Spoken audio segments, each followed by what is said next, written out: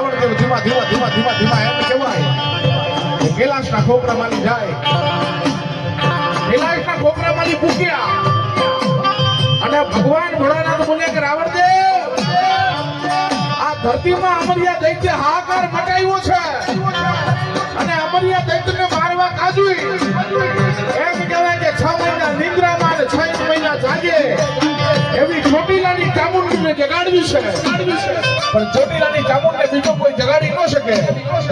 અને રાવણદેવ આ ડાક લઈને જાઓ અને ડાકની ઘડી પડે મધરી મધરી અને 6 મહિના નિદ્રામાં રૂપી એમ કહેવાય કે ચોટીલાની ચામુંડ જાગે. ચોટીલાની ચામુંડ કહેતો કે અમરિયા દૈત્યને મારવો છે અને રાવણદેવ ડાક ધીમું ધીમું નહીં એમ કહેવાય કે ચોટીલાના ડુંગરની માલી પર જાય અને નીકળતા પાર્વતીજી હાથ કર્યો કે રાવણદેવ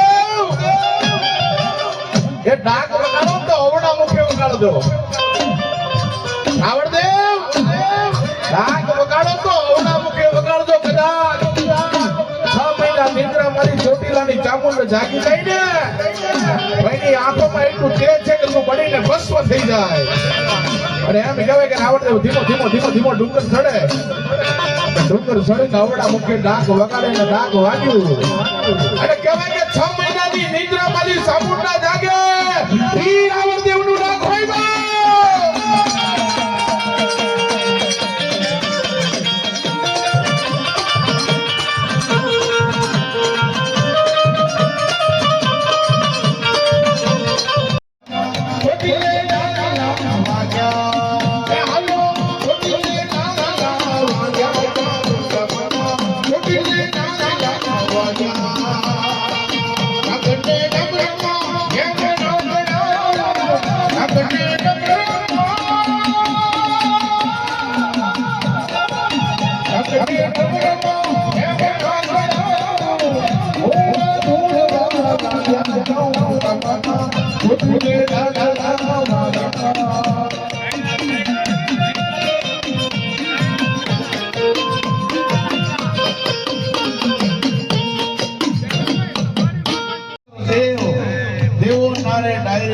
નોમ રાવણદેવ એવો નોમ રાખજો મારા બાપ હો. રાવણદેવનું નામ રાખજો. ડારે આલમમાં રાવણ એક નોખી એક જ્ઞાતિ છે હો.